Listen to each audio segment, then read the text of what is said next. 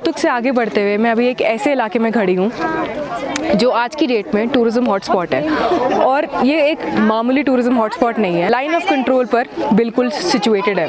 थांग, चुनुका, त्याक्शी, तुर्तुक, इन सब की किस्मत सिर्फ एक रात में बदल गई। दिसंबर की सुबह को बन गए इंडिया का part. Welcome back to the channel guys, this is the Iffy explorer.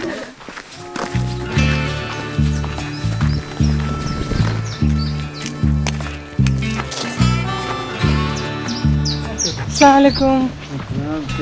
ठीक हो आप? कैसे हैं? अब हम जा रहे हैं अपने घर, मतलब जहाँ मैं स्टे कर रही हूँ। अस्सलामुअलैकुम।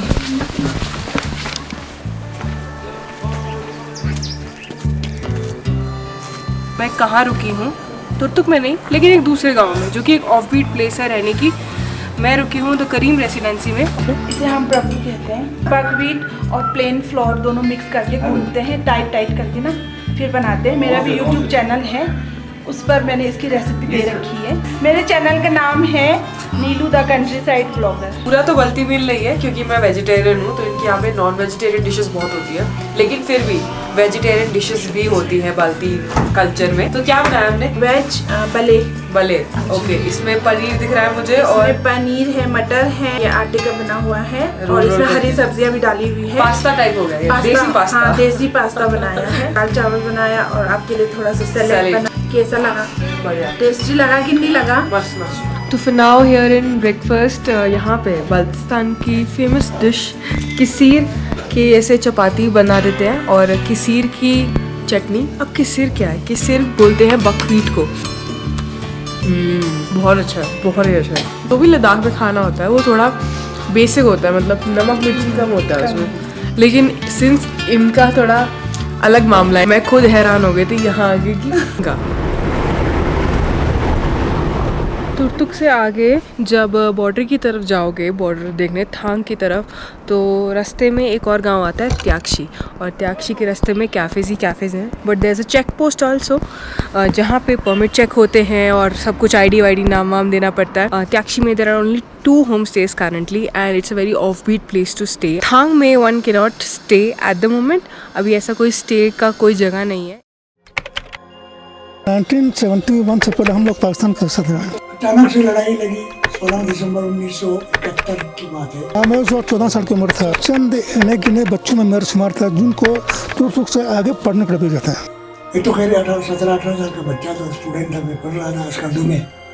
दिसंबर की शायद फर्स्ट वीक में हमारे इस गाँव का एक सिपाही वो आए हमारे पास। नोबरा सेक्टर में लड़ाई शुरू हो गई है, तो आप लोग छुट्टी ले लो, चले जाओ। अफवाह जैसे चली कि हिंदुस्तान जीतने वाला है।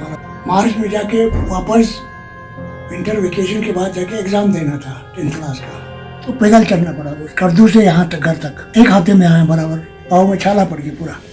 एक दिन रेस्ट किया, दूसरे दिन भी रेस्ट किया, तीसरे दिन उदम और सीपी बीच में वहाँ पे सरहद था, तो वहाँ से बॉर्डर। हमें काफ़ी डर थे कि जो है यहाँ पे क्या होंगे, इंडियन आर्मी पहुँचेंगे, क्या सलूक करेंगे हमसे, अजनबी देश में हम जाना है। बुजुर्ग हैं, उन्होंने ये डिसाइड किया हम जितने भी छोटे बच्चे, बड़े बूढ़े सब हैं, ये किसी नाला, तुर्तुक नाला, इसमें कहीं रखेंगे। अगर हिंदुस्तान के फौज पहुँचेंगे यहाँ पे, हमारे साथ अच्छा ताल्लुकात करेंगे, तो हम वापस आएंगे। अगर इनकी तरफ से कोई गलत तरीक़े होंगे हमसे, तो हम इस गांव को छोड़ करके पाकिस्तान में जाएंगे। इंडियन आर्मी सुबह 6 बजे के करीब तक सुबह यहाँ पहुँचा, तो इंडियन आर्मी अजीब सा टोपी पहन के, यानी वर्दी में, और उधर उसको हथियार ऐसे डाल के आते हुए हमने देखा। तो मुझे बहुत डर रहे थे। तो फिर आर्मी जो कि लोग ऐसे बेटा करके मेरे ऐसे हाथ लगाते थे। मुझे एक चीज़ जो फर्स्ट जो चीज़ मुझे अभी वो याद है, तो मेरे पापा ने इंडियन आर्मी को, हमारे यहाँ खुबानी अखरोट जो होता है, तो उनको तोहफा लेकर, वो भी प्लेट में नहीं, ऐसे इसमें लेकर इधर पहुँच गया 71 में। अम्मा मैं तो गधा के साथ भी चला, पीठ पर भी उठा कर चला, नाले में फौजी के साथ, आर्मी के साथ चलते रहा। मैं इनाम भी ले लिया। त्याक्शी नाला में भी बैठा, या तुर्तुक नाला में बैठा। बहुशा में मैं 6 महीना बैठा आर्मी के साथ। सीपी में बैठता था आर्मी। उस वक़्त मैं नदी को पार करके उनके तार निकाल दिए बाहर। एक रात तकरीबन फायरिंग वायरिंग हुई छोटे मोटे मोटर्स का, रात को अटैक किया और इंडियन आर्मी ने वही कर्नल लिंचन साहब और मेजर जयसिंह साहब वगैरह ने। तो दूसरे दिन कहीं एक गोली खर्चा नहीं हुआ, सीधा वो भाग गए। रातों रात पता नहीं किस रास्ते से गए, हमें देखा भी नहीं। और रात को इंडियन आर्मी 12 बजे पहुंचा, लोगों से मिला। हमारे फौज एक भी फौजी आपके इजाज़त के बगैर गांव में आने नहीं देंगे। ये हमको यकीन दिलाया। आज़ान उन्होंने दे दी तो हमें अजीब सा लगा कि हिंदुस्तान आए तो हमको आज़ान देने दिया, खुशी हुई। जब इंडिया में तो हमें डर लग रहा था क्योंकि इंडिया को हमने देखा नहीं था। जिस तरह इंडिया के बारे में बोलते थे उससे हमें जब पहली बार जब हम इंडिया को वालों को देखा तो हमारे दिमाग में जो बात बैठा था इंडिया वाला आदमी जैसा होता कि नहीं। लेकिन जब हमने पहली बार इंडिया वालों को अपने नज़दीक से देखा तो हमारे दिमाग में एकदम अचंभे में पड़ गया, अरे ये भी तो हम जैसे ही हैं। स्कूल में बैठे, जिस स्कूल को मैंने पहला मैं ही टीचर हूँ। प्राइमरी स्कूल बिल्डिंग बनाया था पाकिस्तानियों ने और ओपन के मैंने सिंगल टीचर 70 बच्चे 1973 में 73 में मैंने पहला ये स्कूल हुई। तो इसी स्कूल में आदमी बैठे थे तो टैक्सी गाँव को ही दौर से होना था। फिर हमारे गाँव के बुजुर्ग सारे इकट्ठे हो गए। कर्नल लिंचन साहब खुद नहीं साहब मेजर जयसिंह साहब को रिक्वेस्ट किया, आप मेहरबानी करके गोरखारी जो हम गाँव को ले लो, नहीं तो हमारे गाँव का दो ऐसे हो जाए। तब रातों रात हम लोगों ने आगे चलने दिया। चुलुंगा पाकिस्तान के अंदर था, यहाँ से आगे बोगदंग इंडिया के लास्ट बॉर्डर था। चुलुंखा एक ऐसा गांव है जहाँ से सारे लोग 1971 के वॉर के बाद पाकिस्तान भाग गए थे। सिर्फ एक फैमिली बची थी इंडिया में। 71 में मेरा उम्र लगभग 10 साल का था। परिवार में 9 आदमी थे।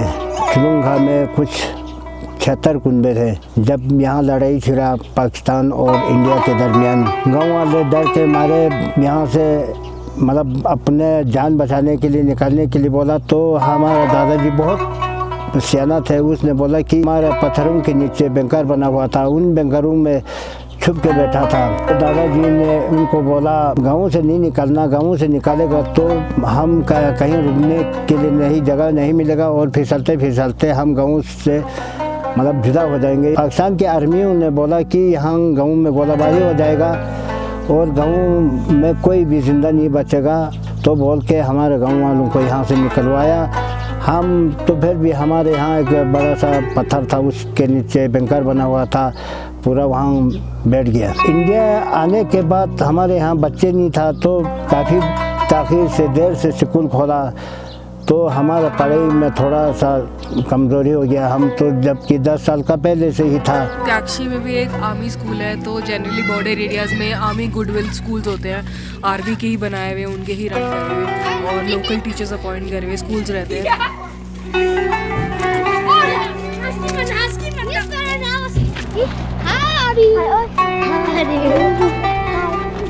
ये जो पाकिस्तान के फौजी यहाँ रहते थे उन्होंने नमाज़ पढ़ने के लिए मस्जिद बनाया था। 59 को बनाया। 99 में सामने ही एक गोला गिर गया, मस्जिद को कुछ नहीं हुआ था, बिल्कुल सामने ही दीवार पे। लोहे का बनाता, पहले लकड़ी का बनाता था। ये सुरा में ये घुस गया तो फिर यहाँ नहीं आएगा था।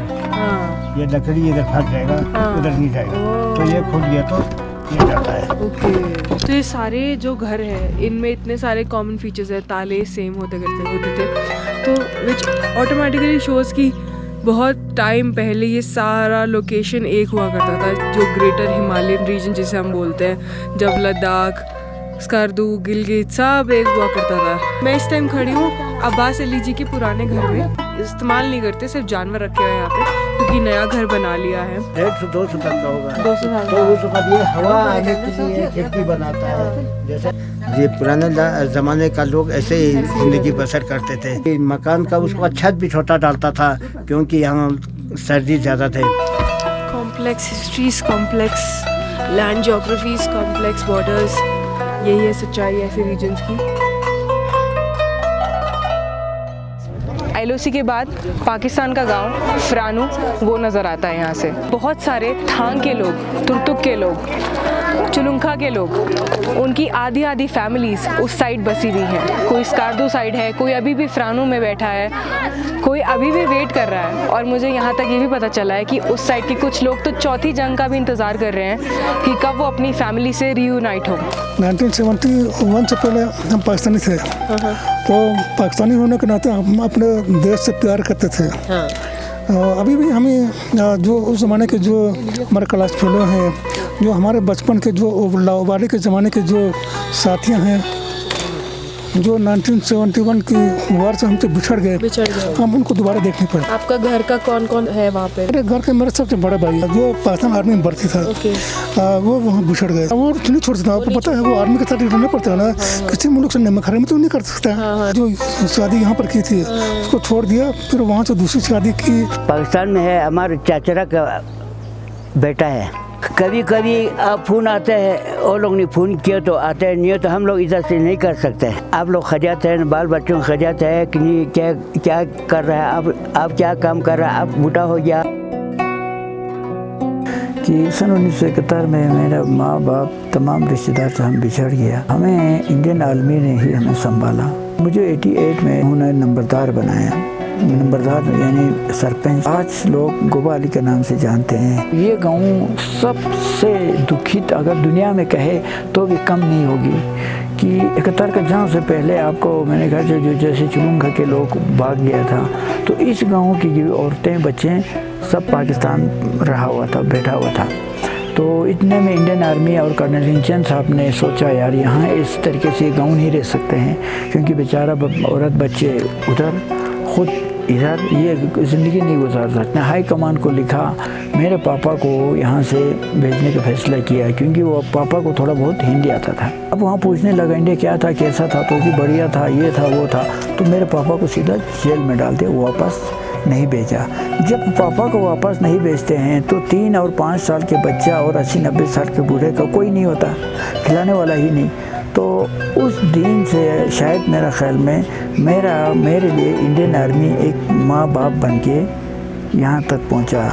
यहाँ के लोग बेचारे लोग जिनका बेबी उधर है, तो हर शाम को उसी किनारे में जाके देखना, हर कोई हर घर में रेडियो होता था। समझता कुछ नहीं, हिंदी कुछ नहीं आता। कोई बाहर से लोग आता तो उनको पास रेडियो ले जाते, ज़रा बता दो जी क्या इंदिरा गांधी और बोटो क्या कुछ तो बोल रहे हैं, बातचीत तो करा रहे हैं। तो आप उस अंदाज से उस आदमी को जवाब देता। थोड़ा रेडियो ऑन करने के बाद हाँ अब इंदिरा गांधी और बोटो बात कर रहे हैं कि 1 महीने के अंदर आप लोगों को मिलाने वाला है ना, तो बातचीत करने वाले। वो बेचारे क्या कहते थे, 1 महीना तक फलाना आदमी आके कहा है कि मिलाने वाला है, बातचीत करने वाला। इसी तरीके से जी ना शादी किया ना कुछ किया, अभी कुछ यहाँ पर जिंदा है, कुछ इसी तरीके से मरते। गाँव वालों से जुदा हो गया और हमारा पूरा रिश्तेदार और हमारा 2 बहन शादी किया हुआ था, वो भी चला गया पाकिस्तान में अपने हस्बैंड के साथ। मैं 2008 में वहाँ मिलने के लिए गया था, सारे चुलुंखा वाले से मिल गया, मगर एक बहन उस वक़्त नहीं था। ये दिल में अभी भी मतलब इसका दुख अभी भी सता रहा है।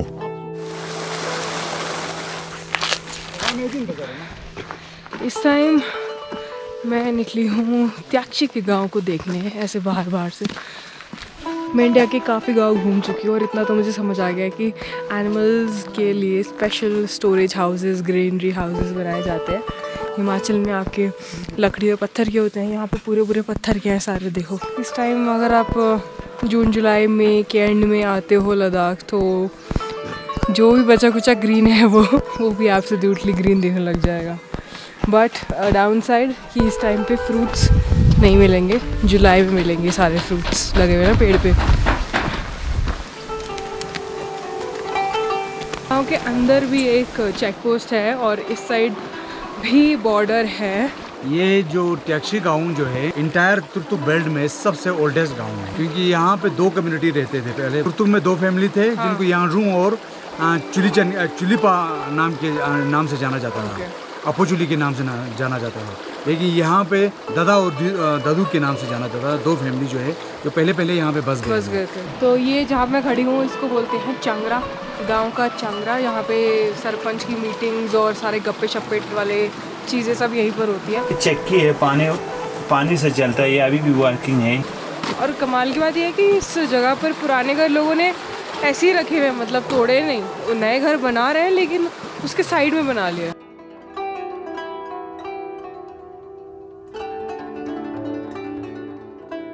I hope you like this video and I hope the story from the last village, actually from the last village of India towards the LOC side, I hope आप लोगों को कुछ नया पता चला हो basically. So I hope you found this video helpful. I hope you liked it. Give it a thumbs up and please share करना अपने और लोगों के साथ जो लद्दाख ट्रैवल करना चाहते हैं. This is Shifi signing off. I'll see you in another video very soon. Bye bye.